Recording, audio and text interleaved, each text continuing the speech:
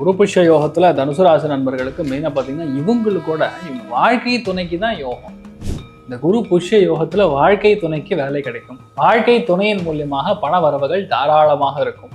முதல் விஷயம் நீங்க எதை எடுத்து பண்ணாலும் அதுல தட்டி போய் செகண்ட் ஒன் தான் நடக்கும். கடன் தீரக்கூடிய வாய்ப்புகள் கண்டிப்பா உண்டு. அதை நீங்க தைரியமா இருக்கலாம். அஷ்டமா ஆக்டிவா இருக்கும்போது வாழ்க்கை துணைக்கு பெரிய அளவுக்கு வெற்றி கொடுக்கும். நமக்கு கொடுக்குதோ இல்லையோ அவங்களுக்கு கொடுக்கும். படிக்கிற குழந்தைகளுக்கு தானம் பண்றோமோ அந்த அளவுக்கு ஏகப்பட்ட நல்ல விஷயங்கள் நடக்கும். ஆனா என்னன்னா this is all time for closing the loan. ஆன்மீக டாக்ஸ் நேயர்கள் அனைவருக்கும் வணக்கம். இன்னைக்கு நம்மளோட டாக்டர் ஆச்சாரியா ஹரிஷ் ராமன் தான் இணைஞ்சிருக்காரு. நிகழ்ச்சிக்கு போகலாம். சார் வணக்கம். சார் வணக்கம்மா, நமஸ்காரம். ஆன்மீகம் டாக்ஸ் நேயர்களுக்கு இனிய வணக்கங்கள், நமஸ்காரங்கள். சார் நிறைய விஷயம் நீங்களும் எங்களுக்கு ஷேர் பண்ணிருக்கீங்க, நிறைய விஷயம் எங்களுக்கு சொல்லியிருக்கீங்க. இன்னைக்கு எங்களுக்கு இன்ட்ரெஸ்டிங்கான டாபிக் என்ன சார் சொல்ல போறீங்க? அதாவது இந்த 60 நாட்கள் ஆகஸ்ட் 18ஆம் தேதி வரைக்கும் ஒரு அற்புதமான யோகம். அது பேரு குரு புஷ்ய யோகம் அப்படின்னு சொல்லுவோம். அந்த குரு புஷ்ய யோகம் அப்படிங்கிறது அந்த நம்ம உச்சம் பெறக்கூடிய குரு புஷ்ய நட்சத்திரம் அப்படின்னு நம்ம சொல்லுவோம் வடமொழியில. ஆனால் அது பூச நட்சத்திரம்னு நம்ம தமிழ்ல சொல்லுவோம். அந்த குரு பூச நட்சத்திரத்துல அடுத்த 60 நாட்கள், நான் சொல்லக்கூடியது ஆகஸ்ட் 18ஆம் தேதி வரைக்கும், அது கிராஸ் ஆகக்கூடிய வேலைகள்ல பொதுவாக ரிஷி முனி சன்னியாசிகள் பிறக்கக்கூடிய வேலையாக மிகப்பெரிய மகா யோகமாக மாறக்கூடிய அற்புதமான தருணம். அதே மாதிரி ஏகப்பட்ட நல்ல விஷயங்களும் ஒரு விஷயத்த நமக்குள்ள, நான் சொல்றது ரெண்டா பிரிச்சிடலாம். அகம் புறம் அப்படின்னு பிரிச்சிடலாம். அகத்தை மேல்படுத்தக்கூடிய அற்புதமான டைமிங் இந்த 60 நாட்கள். ஒன்று. இன்னொரு ஆங்கிள், நம்ம ஆட்களுக்கு அதெல்லாம் பக்கத்தில் வைங்க சார், நமக்கு என்ன நடக்கும், 12 ராசிக்கு ஏதாவது தேருமா தேராதா அப்படின்னு கேட்கக்கூடிய நபர்கள் தான் அதிகமாக இருப்பாங்க. அதனால நான் ஒன்றே ஒன்று தான் சொல்றேன். 3 ராசிகளுக்கு ஜாக்பாட்னு சொல்லலாம். அதில் முதல் கடகம், விருச்சிகம், மீனம். இந்த 3 ராசிகள் கண்டிப்பாக வெளியூர் போகிறது, வெளிநாடு போகிறது, ஃபேமிலி செட்டில் ஆகிறது, குழந்தை பிராப்தம் ஆகிறது, மன நிம்மதி கொடுக்கறது, எல்லாத்துலேருந்து பிரச்சனைகள்லேருந்து வெளிப்படக்கூடிய, மெயினாக வேலையில் நிரந்தரத்தன்மை கொடுக்கக்கூடிய அற்புதமான ஒரு தருணம். ரிஷபம், கன்னி, மகரம், இவங்க அத்தனை பேருக்கும் வாழ்க்கை துணைக்கு பெரிய அதிர்ஷ்டத்தை கொடுக்கும். வீடு வாங்குறது, நிலம் வாங்குறது, சொத்துக்கள் வாங்குறது, பொருளாதாரத்தில் முன்னேற்றத்தை கொடுக்கறது, அம்மாவுடைய ஹெல்த்தில் நல்ல முன்னேற்றம் கொடுக்கறது, பிரச்சனைகள்லேருந்து ஓய்வதுங்கிற மாதிரி கம்ப்ளீட்டாக ஒரு சேஞ்சு இந்த 3 ராசிகளுக்கும் ஏற்படும். மிதுனம், துலாம், கும்பம், இவங்களுக்கு பணம் எங்கிறது வரும்னு தெரியாது, பஞ்சா பறந்துட்டு வரும்.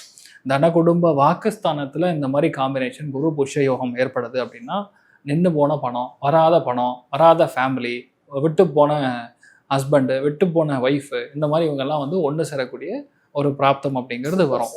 6ஆம் இடம் 10ஆம் இடம் ஆக்டிவாக இருக்கனால அடுத்த 2 மாதம் வேலையில் நீங்கள் தான் நம்பர் 1, நீங்கள் தான் ராஜா, நீங்கள் தான் ராணி. அது மிதுனம், துலாம், கும்பத்துக்கு ஏற்படக்கூடிய வாய்ப்புகள் மிக மிக அதிகம். அப்போ விட்டு போனது என்ன இருக்குது?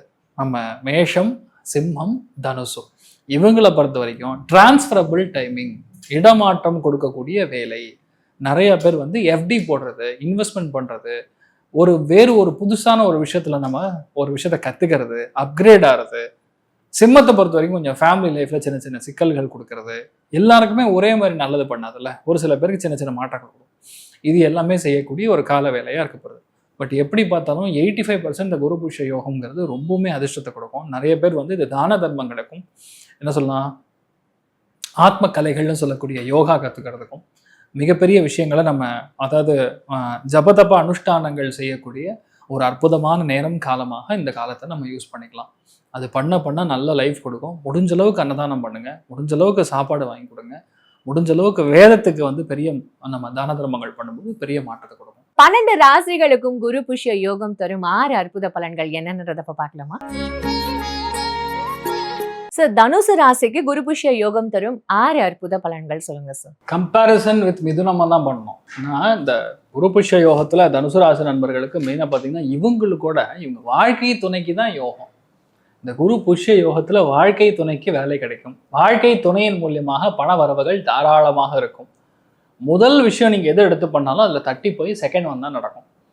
ஒரே விஷயம் தான், அஷ்டமம் ஆக்டிவா இருக்கு. அஷ்டமத்துல குரு புஷ்ய யோகம் அப்படின்னா பசு மடங்களுக்கு தானம் செய்ய வேண்டும். பசுமாடு எங்க இருந்தாலும் சரி, போய் காலில் விழுந்து நமஸ்காரம் பண்ணி அதுக்கு ஏதாவது நீங்க தானம் பண்ணிட்டு வாங்க. சாப்பிட்றதுக்கு வெறும் அகத்திக்கீரை மட்டும் கொடுக்காதீங்க, வயல்லாம் அடிச்சுக்கும், பிரச்சனை ஆகிடும். நிறைய பேர் அகத்திக்கீரை சொல்லி அகத்திக்கீரை வியாபாரம் பிச்சு எல்லா மாடும் கொஞ்சம் படுத்துருச்சு, பிரச்சனை ஆகி போச்சு இப்போ.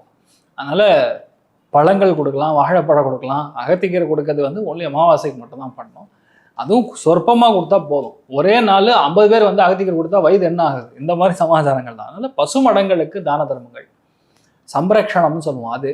ரெண்டாவது, நீங்கள் ஒருவேளை யானையை பார்க்குறீங்கன்னா யானைக்கு சாப்பாடு வாங்கி கொடுக்கலாம், யானை கிட்ட ஆசீர்வாதம் வாங்கலாம். ஏன் இதெல்லாம் சொல்லணும்னா, அஷ்டமஸ்தானம் ஆக்டிவாக இருக்கும்போது நம்ம என்ன எதிர்பார்க்குறோமோ அது தட்டி போய் செகண்ட் ஒன் நடக்கும். அஷ்டம ஆக்டிவாக இருக்கும்போது வாழ்க்கை துணைக்கு பெரிய அளவுக்கு வெற்றி கொடுக்கும். நமக்கு கொடுக்குதோ இல்லையோ அவங்களுக்கு கொடுக்கும். அஷ்டம ஆக்டிவாக இருக்கும்போது பேசிக்கலாக சர்வீஸ் இண்டஸ்ட்ரி செம்மையாக இருக்கும். Service oriented industry, any kind of service. இப்போ சாஃப்ட்வேர்லேயே சர்வீஸ் இருக்குது. கோடு எழுதுறனோட பிரச்சனையை தீர்க்கக்கூடிய ஒரு இதுதான் வந்து கரெக்டாக வேலை செய்யும். அதனால் அதுலேயும் குரு அல்லது சந்திரன் கனெக்டாக இருக்கும்போது எஸ்சிஎம் சம்மந்தப்பட்ட தொழில், சப்ளை செயின் மேனேஜ்மெண்ட், அவங்களுக்குலாம் ரொம்ப ஒரு பெரிய அளவுக்கு ஏற்றத்தை கொடுக்கும். கொடுக்கல் வாங்கல் சம்மந்தப்பட்ட தொழில் அதுவுமே, ரொம்ப ட்ரேடிங் சம்மந்தப்பட்ட தொழில் அதுவுமே நல்லாயிருக்கும். இந்த காலகட்டங்களில் ரொம்ப எதிர்பார்க்காம இருந்தாவே ஆட்டோமேட்டிக்காக நிறைய விஷயங்கள் சாதகமாக இருக்கும். இந்த குரு புஷ்ய யோகத்தில் எந்த அளவுக்கு வந்து குழந்தைகளுக்கு தானம் பண்ணுறோமோ, படிக்கிற குழந்தைகளுக்கு தானம் பண்ணுறோமோ அந்த அளவுக்கு ஏகப்பட்ட நல்ல விஷயங்கள் நடக்கும். ஆனால் என்னென்னா, this is all time for closing the loan. ஒரு 5 லோன் 6 லோன் பெட்டு விட்டா நம்ம இஎம்ஐ கட்டுறோம்னா, அஷ்டமஸ்தானத்தில் குரு புஷ்ய யோகத்தில் மாட்டும் போது ஒரு பெரிய வீடை விற்று இந்த கடன் எல்லாத்தையும் க்ளோஸ் பண்ணுவோம். இட் இஸ் ஈக்குவலன் டு விபரீத ராஜயோகம். நானே எதிர்பார்க்கல சார், ஒரு பார்ட்டி வந்தார், நான் லண்டன்னாரு பாரிஸ்னாரு, 60 லட்ச ரூபாய் கொடுக்குறியான்னு கேட்டார். அப்பா சாமி எடுத்துகிட்டு போன்னு சொல்லி கொடுத்தேன். 60 வாங்கினேன், 55 லட்சம் நம்ம கடன்றது முடித்தேன், 5 ரூபா எடுத்து நான் எஃப்டியில் போட்டேங்கிற மாதிரி ஒரு ரிலாக்ஸேஷன் கிடைக்கும். ஆனால் வடை போச்சேங்கிற மாதிரி கண்டிப்பாக வீடு போயிடும். ஆனால் நிலைமை இதுதான். இப்படிப்பட்ட விஷயங்கள் ஏன்னா இப்போ இருக்கக்கூடிய நிலைமைகளில் தனுசு ராசி நண்பர்களுக்கு எனக்கு ஒரு ஓப்பனிங் கிடைச்சா போதும் அப்படிங்கிற நிலைமையில தான் இருக்காங்க. ஸோ இப்போ டைம் வந்து கண்டிப்பாக சூப்பர். அதே மாதிரி தனுசுல பிறந்தவங்களுக்கு ரெனியூவபிள் எனர்ஜி ரிசோர்ஸஸ்ன்னு சொல்லுவாங்க. Wind energy, solar energy, thermal power plant, இந்த மாதிரி இடங்கள்லாம் இவங்க வந்து வேலை கிடைச்சது இல்லை, அது சம்மந்தப்பட்ட சர்வீஸ் எடுத்து பண்ணுறாங்க. சில பேர் மெயின்டெனன்ஸ் பண்ணுவாங்க, விண்டுமில் மெயின்டெனன்ஸ், சில பேர் சோலாருக்கான இன்வெஸ்ட்மெண்ட். இப்போல்லாம் இது அடுத்த ஜோனே அதுதான். சந்திரன் கனெக்ட் ஆகும்போது நேரடி சூரிய ஒளி உங்களுக்கு தாங்காது. அப்போ அது பட்டு அங்கிருந்து நமக்கு ஒரு எனர்ஜி கன்வர்ஷன் நடக்குதுன்னா அதை இவங்க எடுத்து பண்ணாங்கன்னா பெரிய அளவுக்கு வெற்றி கொடுக்கும். அந்த மாதிரி சர்வீஸ் ஓரியன்ட், அப்புறம் மெக்கானிக்கல் ஓரியன்ட், ரெட்ரோஃபிட்டிங் ஓரியன்ட், இதெல்லாம் வந்து ரொம்ப பெரிய அளவுக்கு உங்களுக்கு வெற்றி கொடுக்கும். அப்போ அந்த மாதிரி தொழிலாக எடுத்து நம்ம போனோம் இல்லையா. அந்த அப்ஜெக்ஷன் ஹேண்ட்லிங் சம்மந்தப்பட்ட தொழில், பேங்க்லேயுமே பார்த்தீங்கன்னா கிரீவியன்ஸ் செல்லுன்னு ஒன்று இருக்கும்.